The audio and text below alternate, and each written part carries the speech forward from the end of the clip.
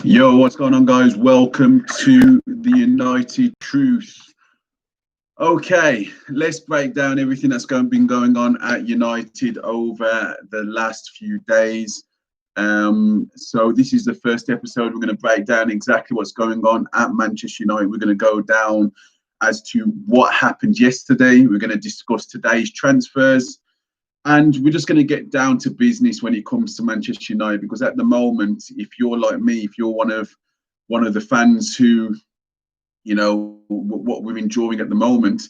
And I had a Villa fan actually say to me yesterday, you don't know what pain is, but sometimes when you're on a pedestal and you're so high, the drop is even more painful than, say, someone that's supposed to be pretty average most of the time. So it kind of evens itself out to an extent. But yeah, we're going to go through exactly what's been going on.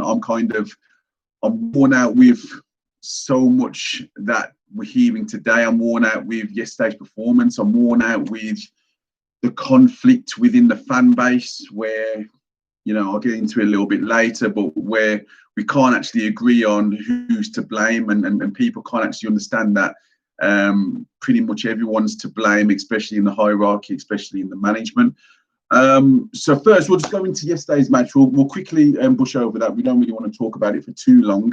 So we got smashed by Jose Mourinho, 6-1. Quite predictable how they were going to set up. Let's be quite honest with you. Jose Mourinho, he's done it before. He's done it with Costa and Hazard. He's done it with Lampard and Drogba. You'll find his two most important players in a scoring sense, and he'll set the team up around those sort of players. So you'll have like more of the water caveat, even though he's got quality like Willian. But basically the main focus was making sure everyone was in position for those two. And that's all he did pretty much yesterday, which is quite basic. And it was Harry Kane and Heung-min Son, who for me is one of the best wingers in world football, let alone in the Premier League. His change of speed. We thought that Bay would come in and offer us cover for like the speed of Maguire and stuff like that. But there was no catching Son right there. Now, how do we break down the match? Right, I said I'm going to go through it as quickly as possible. So I'm going to try to go through it as quickly as possible. Let's break it down. Okay, starting lineup. Was we surprised by any of the starting lineup? Can we say that the starting lineup was wrong? In hindsight, maybe, but we're looking at the starting lineup and we'll say he picked his strongest team. But this is where there's a big issue. This is where the tactics of Ole Gunnar Solskjaer fully shows and highlights exactly what we're dealing with. We are unfortunately dealing with the fact that we've got the 19th best manager in the Premier League. Somebody who a championship club wouldn't go after if we was to sack him. So when they're setting up a team, and you think it's a disrespect to the guys on the sideline who helped you from Sir Alex Ferguson, I'll get into that a little bit later as well. But the team setup, if you've got Harry Maguire playing so many games, bringing him straight back, hasn't been on good form. Would I be playing Harry Maguire? No. Would I be giving him the captaincy? No. Do I think that he looks better when he's in a 3 and he's against one of the top teams where we're concentrating more on our defensive shape? Absolutely. Obviously, we don't view Spurs as the upper echelons because every time that we've played them, we haven't gone for that 3 at the back, which is fair enough. But maybe yesterday was the time for that. Again, that's hindsight. But there is a problem with Harry Maguire. Again, I could discuss about his transfer, but I'm going to get into that a little bit later. So let's just go around the team. Harry Maguire, terrible. Bailly, terrible. Although we did do a few good blocks to save us from a couple of goals in the first half. So it wasn't as bad as people want to make out. Wan-Bissaka, we all know my views on this. I don't want to act like that I'm always right. But the fact of the matter is I've been talking about, if you see some of previous videos, I have spoken about Aaron Wan-Bissaka before. And he seems as though somebody who is he feels lucky to be at the club. And that's no disrespect to Aaron Wan-Bissaka. I love the guy as a footballer because I just think that he's an honest footballer. But for Manchester United, just to be somebody that's good at tackling one-on-one is not enough. Again, I'll go into those signings a little bit later. So terrible. Luke Shaw, the worst of the back line, out of position. I've never known a defender out of position as much as Luke Shaw. Offered us nothing in attack. Spoke after the game about what we need and everything like that. We need this, and well, he said this a few games ago, but now he's saying that we wasn't good enough and blah blah blah blah blah. Don't want to hear it. Heard it all before. Again, his character gets called into question when Jose said that he took over Spurs, and in that documentary said that they were a better squad. He'll be thinking about players like Luke Shaw, and he'll just be glad to see the back of him. Going into midfield, in hindsight, looking at it now, the Pogba, Bruno, and Matic, the 4-2 towards the end of the season, the four-back trio. Towards the end of the season, they got found out. West Ham, Southampton, there was peppering us. All they had to do was press our players, and that's all Spurs did. They did all the hard work. There's no Lo Celso, but they did all the hard work in the midfield, just closed those guys down, and we didn't have an answer. Ndombele looked likely, and now Messi in the midfield, and he ended up scoring as well. So they were pretty much pointless. Going into Bruno. Bruno, for me, very good player, quality, but he tries to play the ball too early sometimes when he could put his foot onto the ball. He's always trying to play that killer pass. It's nice, as Giggs has said before, it's good that you try a few and they don't work, but he tries it pretty much every time, and I think sometimes he needs to slow it right down. Pogba was not actually that bad in the first half, not too bad, but for the rest of the game, he was abysmal again. I'm having to be more honest about Pogba now, where I try to defend him as much as I can, but he hasn't had a good run of 10 games in all the time that he's been at Manchester United, and he's not had one good season. So yeah, I mean, when you look around at some of the other clubs and they've got people with like less ability and someone that can't hit the ball with his other foot like Pogba can, but because of what they give, like, you know, the lazy handball, the lazy tackle, and I call it lazy. I call it lazy because there was no kind of, and it was the same with Bruno last week as well. It was lazy tackle, trying to get back, but it's lazy tackle. Same with Pogba, it was like slow motion, just like he did against West Ham. It's just, to me, it's just lazy. You're just putting your hand up because you want to protect your face. Okay, cowardly. Rather than late, but on Sunday it was lazy, same as Bruno, and it just seems as though those two can't play in the same team, especially when we play against the top teams.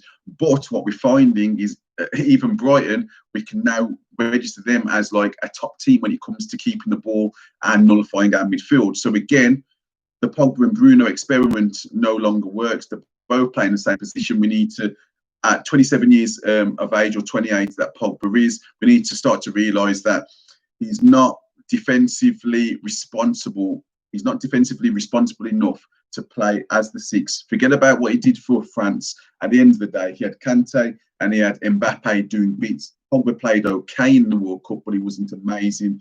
And with Bruno as well, if you've got two players who are risk takers in the midfield, where is your pattern of play going? It's always going to be an attempt for the killer ball. That's why Van der Beek has to come in. That's why McTominay needs to come in, not as a defensive midfielder, but he needs to come in. Then we go into Matic, who all they did as soon as he got the ball was press him straight away. But I think a lot of criticism always goes towards Matic because nobody really, you've got like the Pogba side and the Bruno side, and this is what I mean about our fan base. It's like, if you like Bruno loads, all of a sudden Pogba should be out the team, and it's like this, and you can just tell that. If you look Pogba, you're like, nah, Bruno gives away the ball loads. And no one's looking at it as a collective and saying, listen, they're both playing awfully. They shouldn't be playing. He's only the man to make that decision. I don't think so.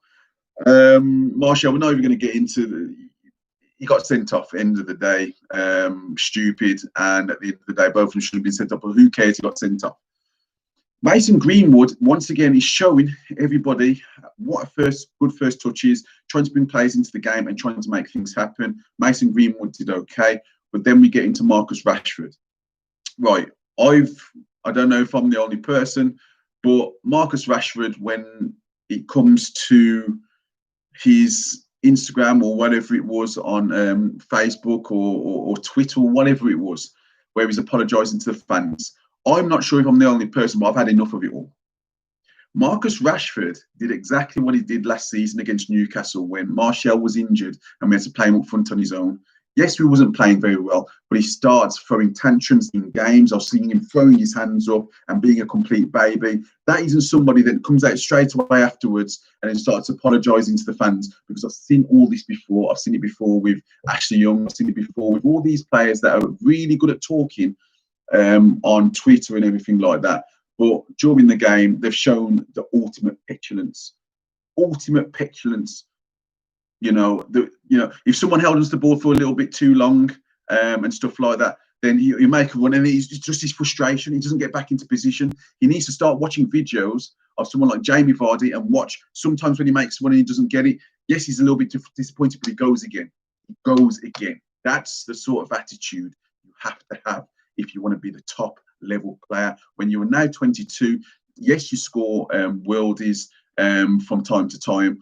Yes, maybe you have had a few injuries and stuff like that. But at the end of the day, if you love Manchester United, downing tools like that with Luke Shaw on that side, it's not loving Manchester United. You played to the end and you didn't.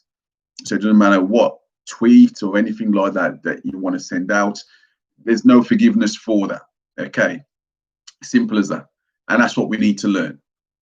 Going on to the manager, let's talk about Ole Gunnar Solskjaer, right? People confuse the shit out of me, confuse the hell out of me, yeah? Like, if Steve Bruce was linked with our job, or Tony Pulis was linked with our job, or Sam Allardyce, they say he's not qualified. They say he's not good enough. Even though Bruce is a legend. No, you can't have Bruce. Negative football. So we've got Ole Gunnar Solskjaer, who in Scandinavia, in the Premier League in Scandinavia, Graham Potter is known more for his tactics, and you can see that through Brighton. Ole Gunnar Solskjaer is not this big name in Scandinavia.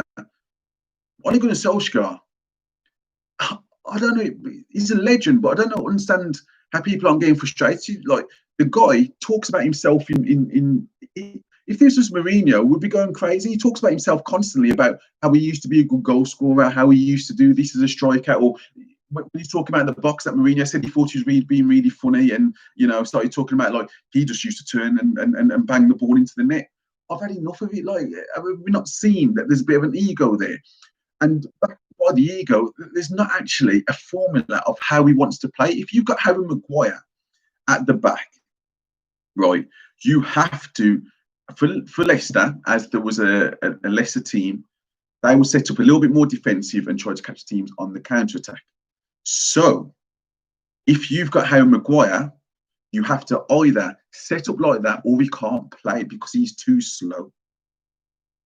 And we don't. If you're going to set up like that, that means Pogba and Bruno can't play together. It's as simple as that. She needs an extra midfielder to protect the defence, whether it's a McTominay or whatever. You need an extra defensive midfielder to protect Harry Maguire. And we didn't match the intensity. The intensity, again, I believe it comes down to the manager. If you're sitting here with your legs crossed like this, and I'm talking to you guys now, and I'm sitting here like this, like that, and I'm talking about Manchester United now, do I look like I'm showing any sort of passion when I'm talking about them? Instead, I'm forward because this is how I'm feeling right now. I'm talking about it and I'm being active. I'm expressing myself. If you're sitting back and you're looking at a monitor, like you are literally an 8-time Premier League winner and a Champions League winner, then it's fine. You should just sit in there and you've won. You like your joke, and he was even more animated. You've got people like Pep, you've got people like Klopp out their seats. If this isn't your game, that's not what you do, that's fair enough, but you can't be at Manchester United because the players need that. I said before, on a Monday Night Football, I wanted to see the tactics from, we see the tactics from Klopp, we see it from Benitez. I want to see what Ole has to show when it comes to, going through his philosophy, because there isn't one there. And what's happening now, because we can go into the transfers and stuff like that, What's happening now is that we are literally blaming every single result, right? Blaming every single result now on the transfer. We're blaming, basically, we got outplayed by Crystal Palace, we got outplayed by Brighton, we got outplayed by Spurs, but we're blaming this on the transfer window. We got Luke Shaw finding excuses, going, you know, we need players to cover or whatever. The fact of the matter is you're playing Crystal Palace, who Eze was on the bench, to be honest with you. You're playing Brighton, just about one, could have been 6 or 7 to them. And you're playing Spurs, who they had, where was the new signings? They had like 1 or 2. They had a new left back, new centre midfielder. Not anybody that will get into our team. So you're just basically giving them an excuse. And I think the whole it's disrespecting Donny van der Beek. But let me tell you something about Manchester United, and the reason why we have to move on from this particular manager and the management team and start with a modern day manager.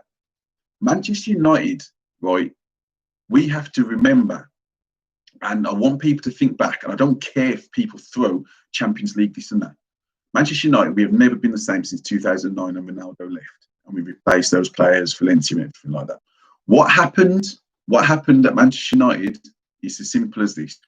We still had the respect from the other clubs that when they used to play us, they used to half go for it. When the respect goes, you can see what happens now. Teams just go for it, and you see what happens. We still had so much winners in the team that could still strike fear into the opposition. But I don't think it was very good, to be quite honest with you. I felt that, especially in Europe, I know we got to the 2011 Champions League final. Everyone was saying that was the greatest team ever. That Barcelona, but I thought the 2019 was better. I felt like that we got everything wrong. But at the end of the day, Ferguson has been a legend throughout of his whole career, and that's the reason why he was able to get the 2011 team. But from 2009, it was never the same sort of team. I love United games, but it was never the same watching United from 2009. So in that time, Mike Phelan's there. Michael Carrick's part of those teams, right? So for me, we've got 2 relegated managers in the Premier League as number 1 and number 2. And then we've got Michael Carrick, who is used to a certain philosophy, and it was more about individualism. And the fact is, Sir Alex Ferguson was more than that. His tactics were brilliant, but it's not modern now. It's not modern now. He would have to adapt, which he always did, and bring somebody else with him. He'll bring somebody else in who's got the right tactics and will help him out, because he was the god of being a man manager.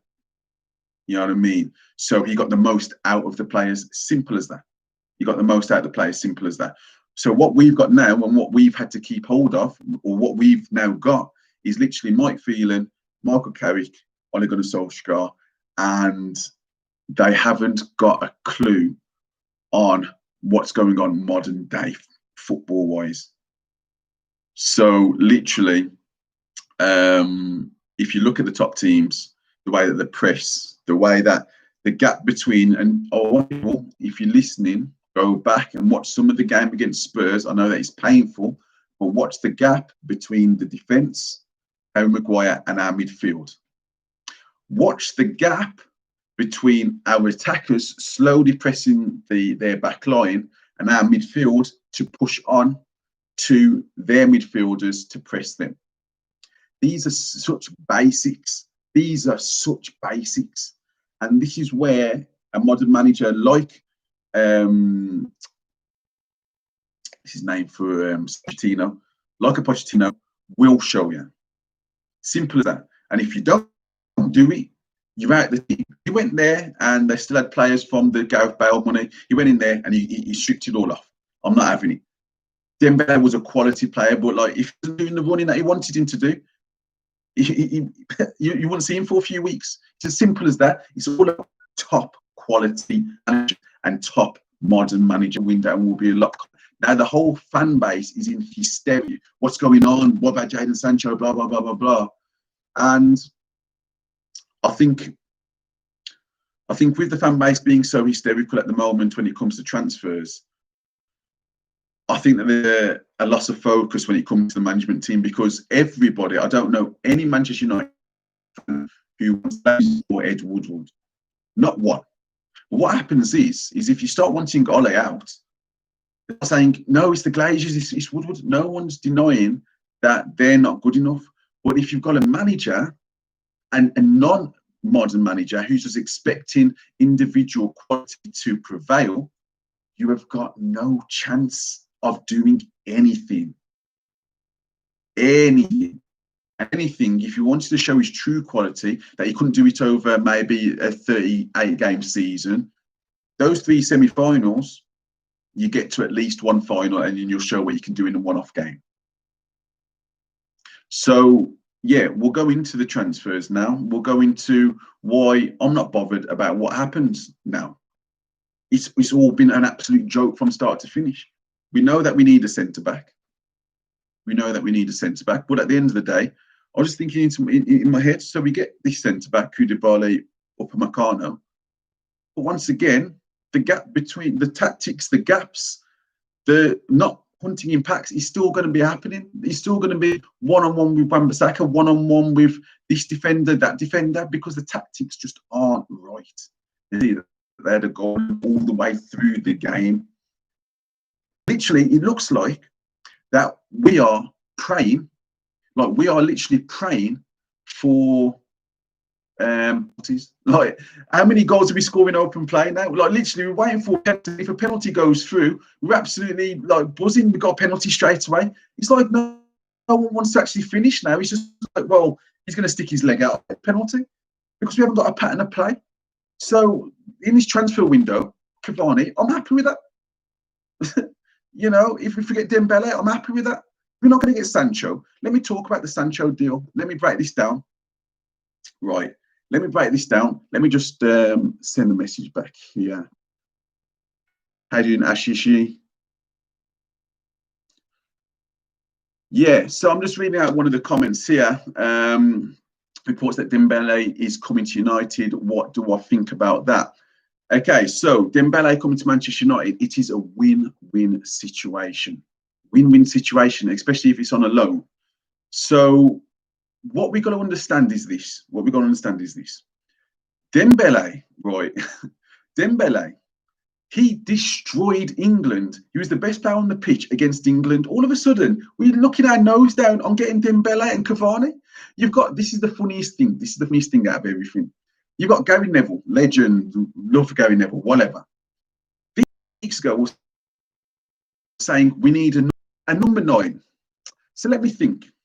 Cavani's free, we pay 200k, or keep going to Spurs, pay 100k, go to Spurs, pay 100k for 100 mil for Harry Kane, who is just as much of a sick note as Cavani. Cavani's normally fitter. He just had a bad season last season. Yes, Kane's younger, but is his body younger? I'm not even entirely sure. So everyone's going crazy about this Cavani saying, I'm not too sure because the South Americans have come to Manchester United, they've failed. Give the guy some damn risk. This is Cavani. This guy is absolute quality.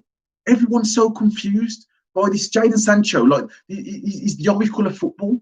I want Jadon Sancho just as much as the next person. But if you're telling me Dembele and Cavani are coming to Manchester United, I am buzzing. Someone put down, that Dembele is coming to brief the United doctors or keep them busy. Whatever. Do you know what I mean? At the end of the day, Gary Neville was talking about Jadon Sancho striker, and we're still getting Traore, which I was going to get into, and potentially Dembele now. We've got twins there be coming back from injury.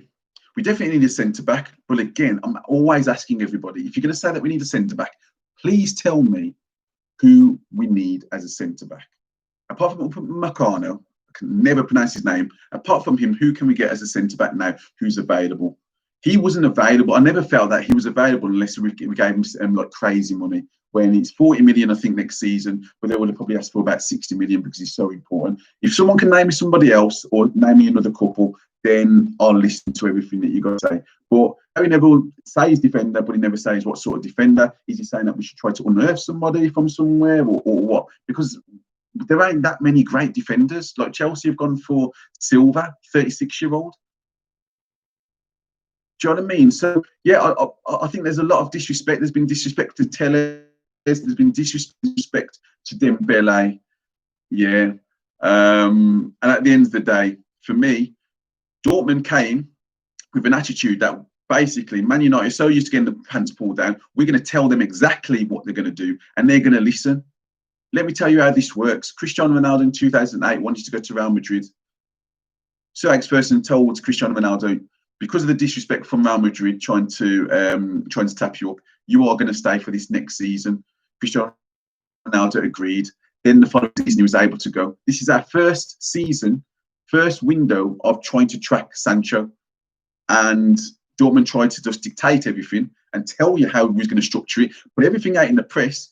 And we were just supposed to go, yeah, no problem, Dortmund. But with these lapdogs, we've got too many people on this fan base who are so used to being lapdogs and just paying the money. We've had our pants pulled down with Harry Maguire now. The guy turns around like he's on a cruise ship, like he's the cruise ship.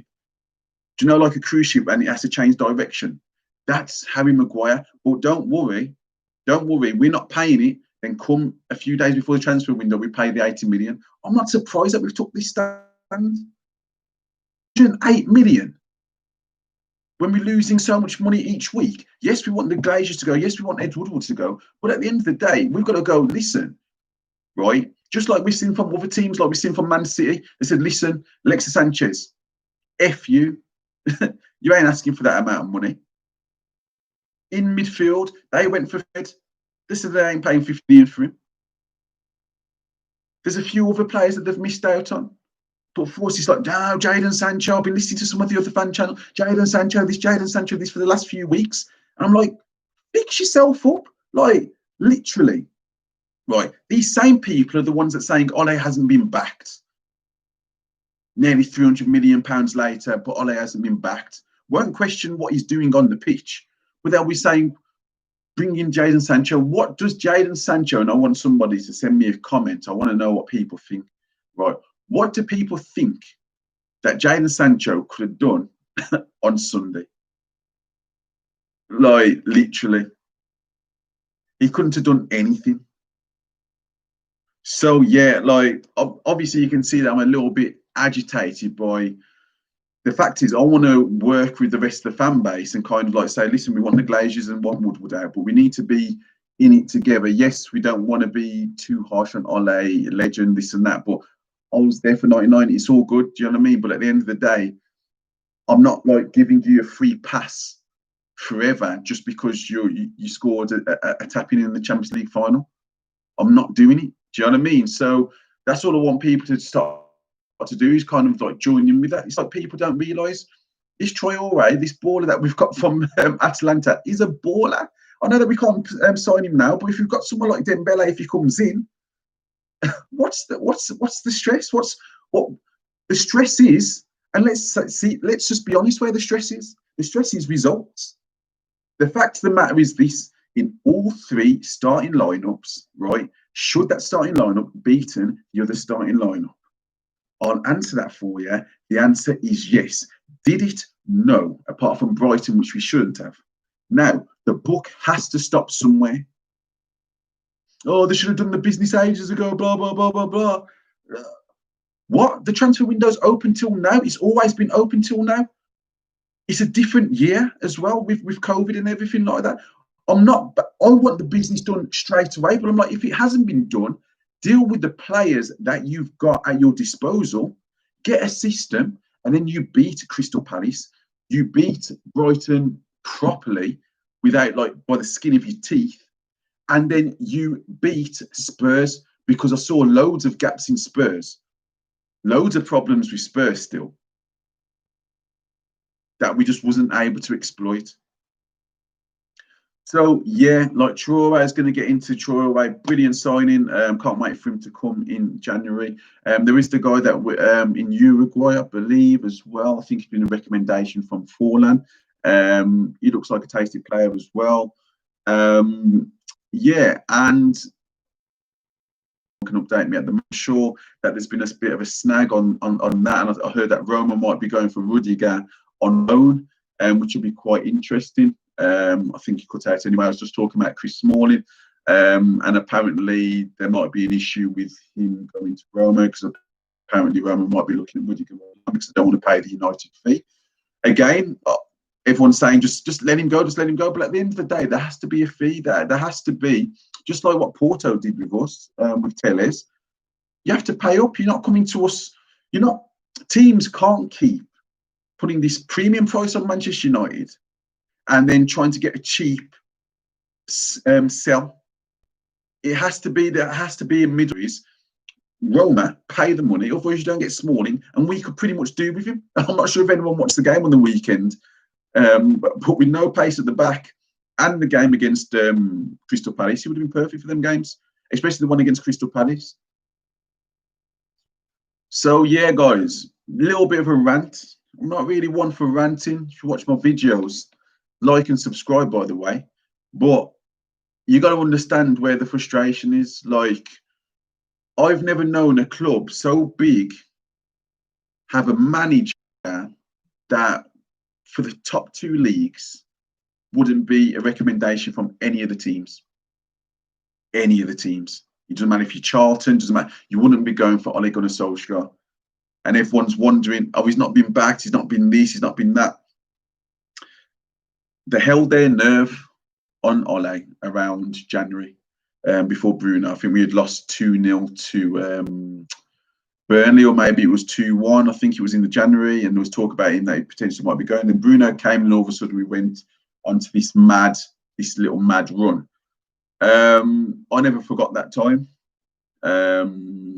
I felt that Pogba came back, Bruno was there. I felt that people were getting used to no fans and stuff like that. So certain games was probably, I don't know, I think at that stage of the season, the teams that we had less motivation. They had nothing really to play for, a lot of the teams that we was playing anyway. So I know there was in relegation dogfights. I just think about some of the teams like Villa and teams like that.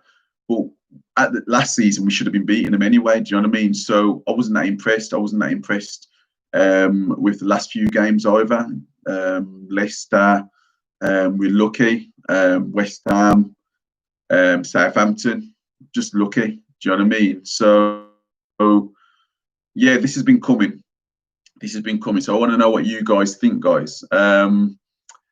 Do you think that everything to do, the whole problem is literally the Glazers and Ed Woodward, or is anyone going to open their eyes with me, actually see that it's all three? It's the manager and it's them two. But the book starts with the manager, because I believe a top modern manager will take Manchester United on to the next level. Before I go, I just wanted to say, think about it. We had David Moyes, awful, right? Then we went to LVG, yesterday's man. He's like a Pep, but Pep's still fairly young. He still kind of can talk to these players. LVG was far gone, talked about himself, talking about all sorts of madness in there. And then we had Jose, who is just pretty much Jose. You know, he sets up how the other team, he always watches how the other team plays, and that's how he is. And he's kind of like yesterday's manager, but with the right players, he's still going to be hard to beat, because he doesn't really care. You know what I mean? If he goes 2-0 up, he's happy just to shut shop. We need a modern day manager. So whether it was the Leipzig manager, whether it's Pochettino, we need those guys in right now. When we talk about older managers or whatever, Ancelotti would have been perfect, just because of the way that I feel that there's always a good team spirit from an Ancelotti team, and he knows how to set up a team, and he knows where to pull them, and he doesn't care about characters. This guy has managed Ronaldo, or played Ronaldo or whatever, Maldini's, and played Zidane's. He's had all these players. So Pogba being on the bench would be nothing to him if they didn't do the job that he's doing. So I want to know what you guys think, guys. Let's see how things go. Ashish Joshi has said, looks like the Dembele deal is going through. So yeah, let's see what happens, guys. I'm on to the next one. I'll catch you guys later.